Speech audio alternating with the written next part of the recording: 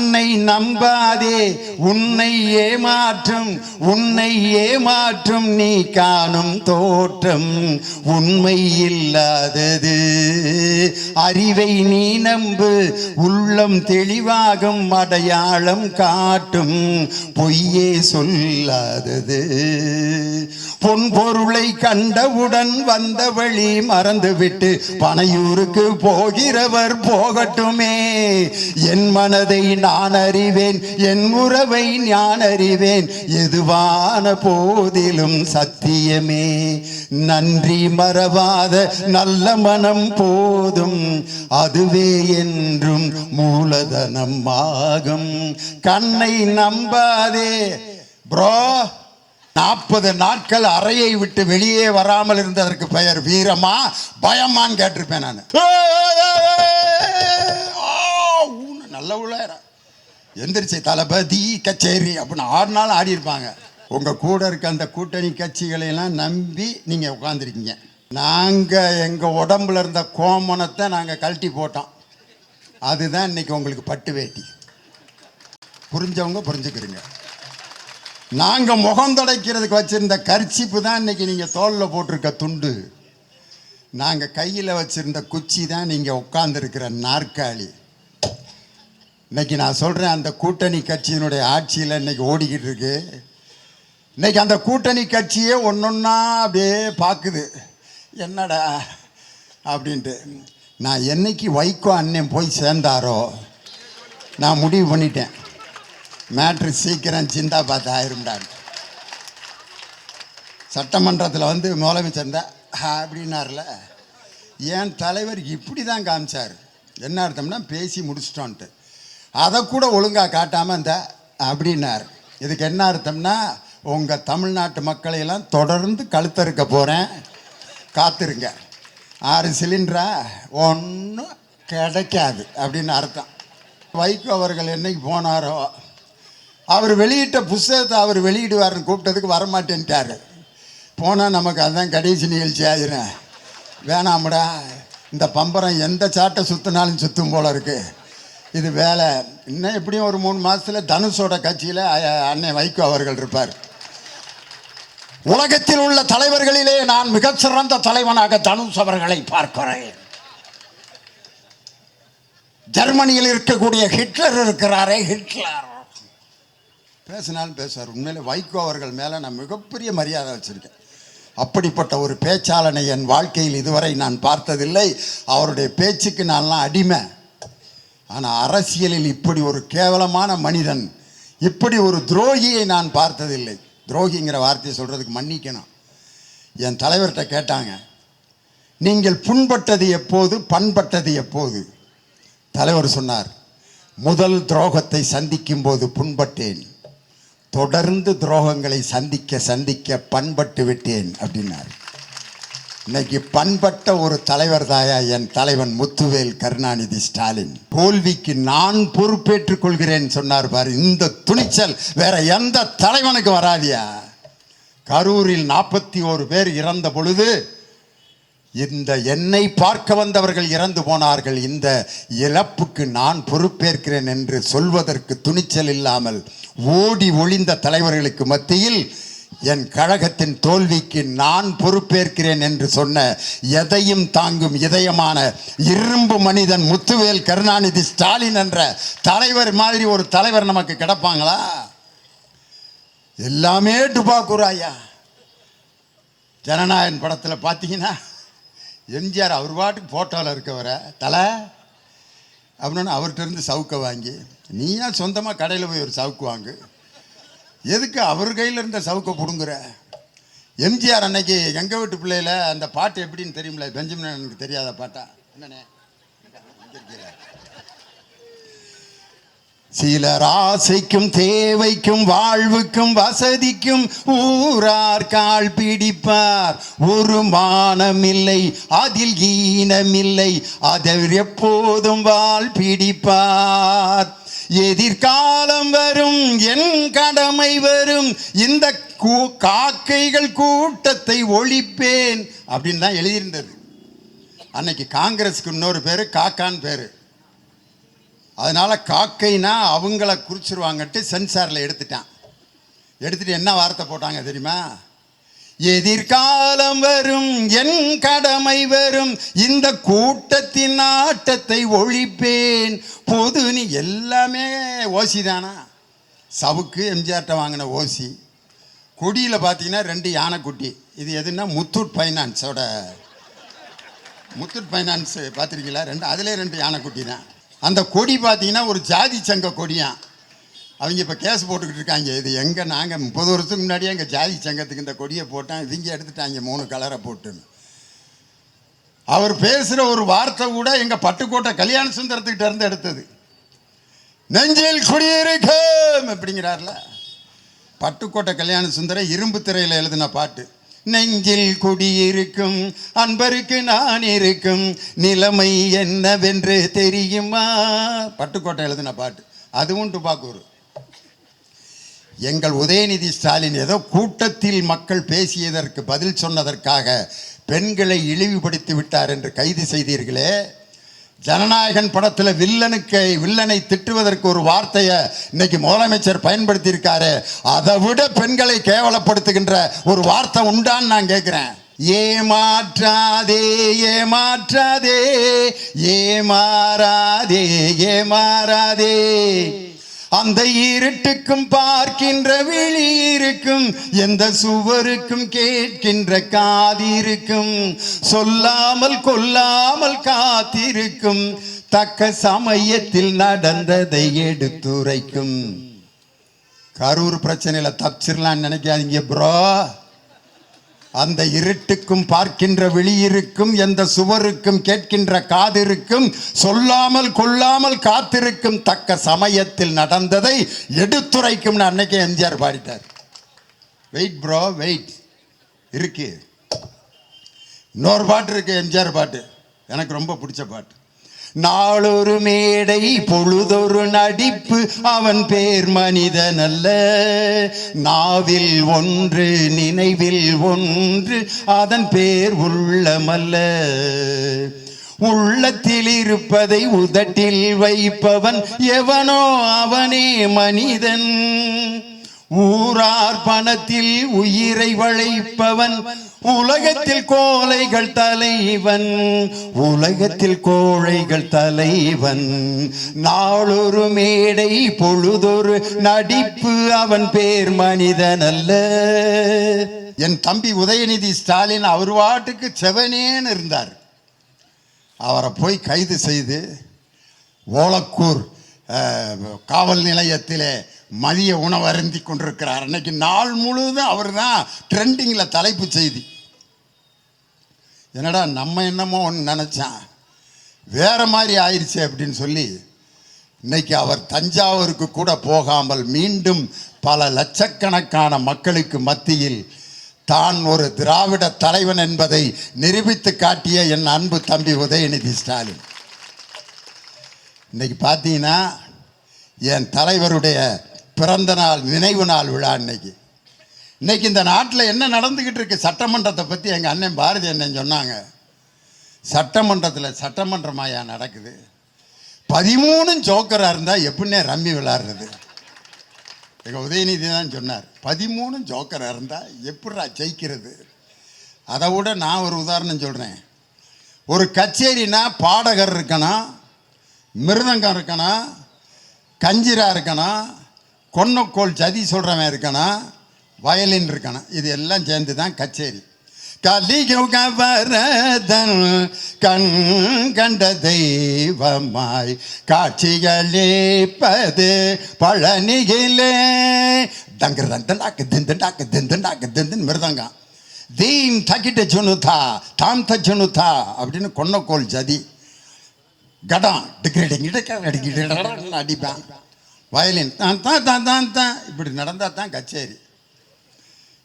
எல்லா பேருமே ஜால்ரா வச்சுக்கிட்டு கலியுக சைஞ்சக் சைஞ்சக் சைஞ்சக்னு அடித்தா கச்சேரியில் கல்லை கொண்டு எறிவானா எரிய மாட்டானா? அம்புட்டும் ஜால்ரா வாங்குறாங்க பாருங்க. பல்பு டெய்லி முதலமைச்சரே 5000 வாட்ஸ் பல்பு வாங்கினார் முதல் கூட்டத்தில். பட்டு வேஷ்டி மாப்பிள்ளை மாதிரி அழகாக இருந்தார் என்னைக்குமே முகத்தில் எந்த ரியாக்ஷனுமே இல்லாத நம்ம மாண்புமிகு முதலமைச்சர் அன்னைக்கு ஒரு நாள் சிரித்தார். அந்த சிரிக்க வச்சது கூட எங்கள் அண்ணன் எம்ஆர்கே பன்னீர்செல்வம் தான். அவங்க என்னென்னமோ பேசி தலைவரை சிரிக்க வைக்கலாம்னு நினச்சாங்க. ஒவ்வொரு மந்திரி எந்திரிச்சு ஆகாகா ஓகாகா வானமே வையமே பூமியை தரைய அப்படின்னாங்க. நான் மாப்பிள்ளை என்னென்னமோ விட்ட போடுறேன், ஒன்றும் வேலையாக மாட்டேங்குது. அன்னைக்கு வாங்கினார் பாருங்க ஒரு பல்பு.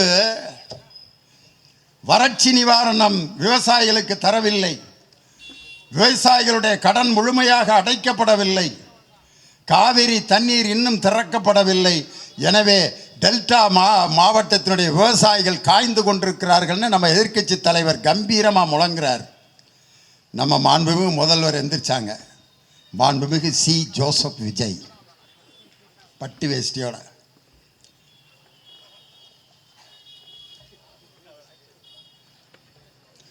வறட்சி நிவாரணம் ஏற்கனவே கொடுக்கப்பட்டு விட்டது. இதெல்லாம் பேப்பர் படித்தவர்களுக்கு நன்றாக தெரியும். உடனே அவங்க நல்ல உள்ள எந்திரிச்சு தளபதி கச்சேரி அப்படின்னு ஆடினாலும் ஆடி இருப்பாங்க.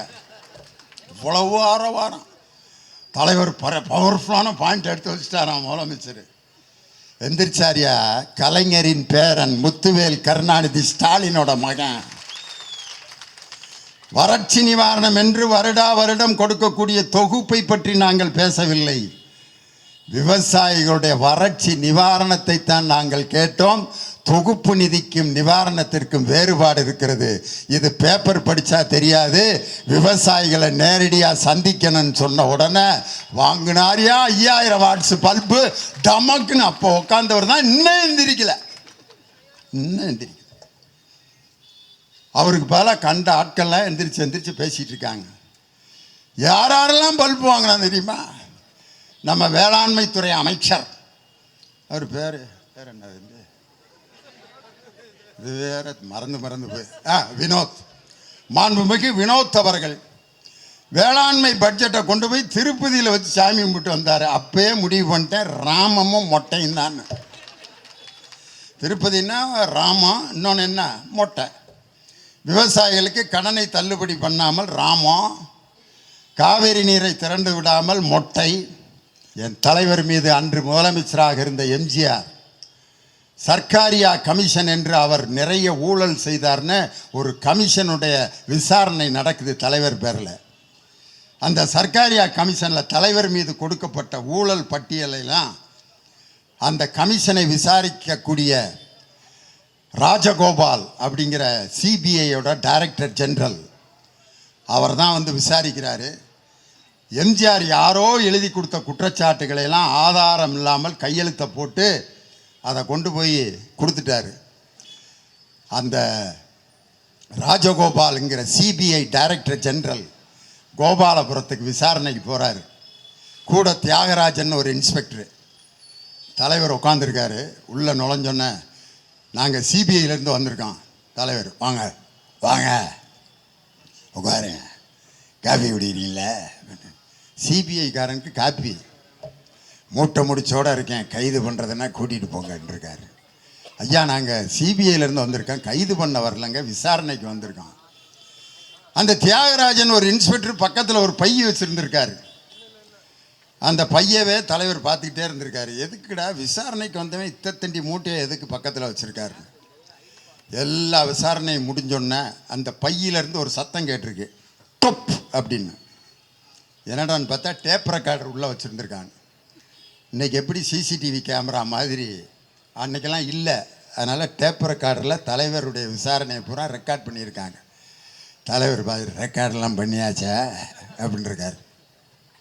இல்லை அது தெரியாமல் பண்ணிட்டீங்கல்ல, என் மீது ஏதாவது குற்றம் இருந்தால் சொல்லுங்கள், நான் அதற்கு விளக்கம் தருகிறேன் என்று சொன்னார். இதுவரை அந்த குற்றங்கள் எதுவும் நிரூபிக்கப்படவில்லை. என் தலைவரை பார்த்து அன்னைக்கு எல்லாரும் வணக்கம் சொல்லிட்டு ஒரு திருக்குறளை சொல்கிறாரு. தன்னை எதிர்த்து சமர்புரிய வந்தவனிடம் நடுக்கத்தை காட்டாமல் எவன் இருக்கிறானோ அவன்தான் தலைவன். அந்த திருக்குறளை எழுதியிருக்காரு யாரு? அன்னைக்கு சிபிஐ டைரக்டர் ஜெனரலாக இருந்த ராஜகோபால் தன்னுடைய வாழ்க்கை வரலாறில் இந்த சம்பவத்தை எழுதியிருக்காரியா என் தலைவன் டாக்டர் கலைஞரை பற்றி. அப்படிப்பட்ட ஒரு தலைவர் பெற்றெடுத்த முத்துவேல் கருணாநிதி ஸ்டாலின் இன்னைக்கு ஏதோ ஒரு ஃப்ளூக்கில் 1000 முதலமைச்சர்கள் நமக்கு கிடப்பாங்க. முத்துவேல் கருணாநிதி ஸ்டாலின் மாதிரி ஒரு தலைவன் இதுவரைக்கும் வேற எந்த இயக்கத்துக்கும் கிடைக்க மாட்டாங்க. ஒரு பூட்டை பூட்டிட்டு வீட்டில் இருந்து போயிடுறாங்க. சாவி காணா போயிடுது. சாவியை காணா போட்டமே வீட்டு ஓனரு பூட்டை வந்து திருப்பி திறக்கணும்னு பார்க்குறாங்க. சாவி இல்லை. என்ன பண்ணுறது? எம்ஜிஆர்னா பின்னாடி வந்து டம்முன்னு இடிப்பார், திறந்துறான். பார்க்குறாங்க பெரிய திண்டுக்கல் பூட்டு, மாற்று சாவிலாம் போட்டு பார்க்குறாங்க, திறக்க முடியல. என்னடா பண்ணாங்க? சுத்தியில் எடுத்து ஓங்கி பூட்டை உடைச்சான். அப்போ பூட்டு சொன்னுச்சு, காணா போட்டவனுக்கும் தண்டனை கிடையாது, பூட்டிட்டு எங்கேயோ கிடக்கிற சாவிக்கும் தண்டனை கிடையாது, கடமையை சரியாக செய்த பூட்டுக்கு தாண்டா தண்டனை கொடுத்துருக்காங்க. கடமையை சரியாக செய்த என் தலைவர் என்று தோற்றிருக்கலாம். அப்படி தோற்ற என் தலைவன் பண்பட்டு நாளை இதே தமிழகத்தை மீண்டும் ஆழ்வார் முத்துவேல் கருணாநிதி ஸ்டாலின். ஒரு கல்யாண வீட்டில் வாழை மரம் கட்டியிருப்பாங்க. 3 நாளைக்கு அந்த வாழை மரம் ஜேன்னு இருக்கான். கல்யாண வீடு முடிஞ்சோடனே வாழை மரம் கீழே கிடக்கும். பயில்கள் ரயில் வண்டி விளையாடுவேன், வாழைக்காயெல்லாம் பிச்சுட்டு போயிடுவாங்க. குப்பையில் கிடக்கும் வாழை மரம். ஆனால் ஒரு கட்டிடத்தை கட்ட பயன்படுத்துகின்ற சாரத்தை பார்க்கின்ற சவுக்கு மரம் கட்டிடம் கட்டியவுடன் மீண்டும் லாரியில் அதை ஏற்றிட்டு போயிட்டே இருப்பாங்க. இன்னொரு கட்டிடம் கட்டுவதற்கு அந்த சவுக்கு மரம் மீண்டும் போய் கொண்டிருக்கும். இன்னைக்கு கல்யாண வீட்டில் கட்டப்பட்ட வாழை மரம் போல் இந்த தாவேக ஆட்சி.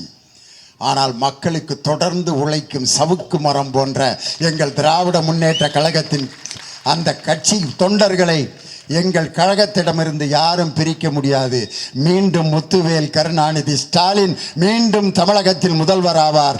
எங்கள் தம்பி உதயநிதி ஸ்டாலின் என்ற படைத்தலைவனின் போருக்கு பின் இவ்வளவு நாள் சூரியனால் மக்களுக்கு வேர்த்தது, இப்பொழுது சூரியனுக்கே வேர்த்திருக்கிறது. இதுக்கு முதலமைச்சர் சிரிப்பாருன்னு பார்த்தா அவர் தான், ஏண்டா விளங்காத பிட்டா போட்டுக்கிட்டு இருக்கீங்க அப்படிங்கிற மாதிரி உட்காந்துருந்தார். எங்கள் அண்ணன் சிங்கம் பன்னீர்செல்வம் எந்திரிச்சாரியா, 1000 ராக்கெட்டுகள் விட்டாலும் சூரியனை யாரும் நெருங்க முடியாது, அந்த சூரியனை யாரும் தொட முடியாதுன்னு யார் சொன்னா? எங்கள் அண்ணன் ஓபிஎஸ் எந்திரிச்சு சொன்னார். அவரு கொடுத்தாரு பாருங்க ஒரு பல்பு, மாண்புமிகு அண்ணன் செங்கோட்டையனுக்கு. நீங்கள் யாருடைய படத்தை இப்பொழுது பாக்கெட்டில் வைத்திருக்கிறீர்கள்? யாரு? எங்க ஐயா செங்கோட்டையன். பெரிய கண்டுபிடிப்பு. நான் பாருங்க புரட்சி தலைவி அம்மா அவர்களுடைய படத்தை பாக்கெட்டில் வச்சிருக்கேன். அதுக்கும் ஓபிஎஸ் கொடுத்தாரு 2000 வாட்ஸ் பல்பு. நான் எந்த கட்சியில் இருக்கிறேனோ அந்த கட்சிக்கு விசுவாசமாக தலைவருடைய படத்தை வச்சிருக்கேன். உங்களை மாதிரி போட்டோவை வச்சு ஏமாத்துறவன் நான் இல்லைன்னாரு. அந்த கட்சியில் இருக்கவங்க விஜய் படத்தை தானே பாக்கெட்டில் வச்சுருக்கணும். இது என்ன மீனுக்கு தலையும் பாம்புக்கு வாழுமா? வாங்கினாரா பல்பு? அதுக்கடுத்து பொதுப்பணித்துறை அமைச்சர், எல்லா அமைச்சருக்கும் அவர் தான் எந்திரிச்சு பதில் சொல்லிக்கிட்டு இருக்காரு. அவர் எந்திரிச்சு நீட் தேர்வை முதலில் பாராளுமன்றத்திலே கொண்டு வந்தது அன்று துணை அமைச்சராக இருந்த காந்தி செல்வன் திமுக. ஒன்று எல்லாம் எந்திரிச்சார் நம்ம கொறடா. துணை அமைச்சர்லாம் வந்து தீர்மானம்லாம் கொண்டு வர முடியாதுங்க. அன்னைக்கு இருந்த குலாம் நபி ஆசாத் அவர் தான் வந்து அன்னைக்கு சுகாதாரத்துறை அமைச்சராக இருந்தார். அவர் தான் கொண்டு வந்தார். கொண்டு வந்த நீட் தேர்வை எங்கள் மாநிலத்துக்கு நாங்கள் வைக்க மாட்டோம்னு சொல்லி மற்ற மாநிலங்களெல்லாம் நீட் தேர்வை நடத்திய போது அதை மறுத்து நீட் தேர்வை நடத்தாமல் தடுத்த தலைவன் முத்தமிழறிஞர் டாக்டர் கலைஞர்னாரா? வாங்கினாரா ஒரு பல்பு? ஏதாவது நல்ல விஷயம் பேசிகிட்டு இருக்கப்ப டக்குன்னு டைவர்ஷன் எடுப்பாங்க. அதுக்குன்னு ஒரு அமைச்சரை வச்சுருக்காங்க. அவர் தான் மின்சாரம் மற்றும் சட்டத்துறை அமைச்சர். வேற என்னமோ பேசிட்டு இருக்கான். அவர் எந்திரிச்சு 4 ஆண்டுகள் எதற்கும் பயப்படாமல் இருந்தவர் எங்களுடைய முதலமைச்சர். உன்னை இப்போ அதை யாராவது கேட்டாங்களா? காவிரி தண்ணியை பற்றி பேசிக்கிட்டு இருக்கான். 4 வருஷம் பயப்படாமல் இருந்தாராம். நான் மட்டும் சட்டமன்றத்தில் இருந்திருந்தேன்னா இந்த பதில் சொல்லியிருப்பேன். உங்கள் முதலமைச்சர் எதற்குமே பயப்படவில்லை என்று நிர்மல்குமார் அவர்கள் தெரிவித்தார்.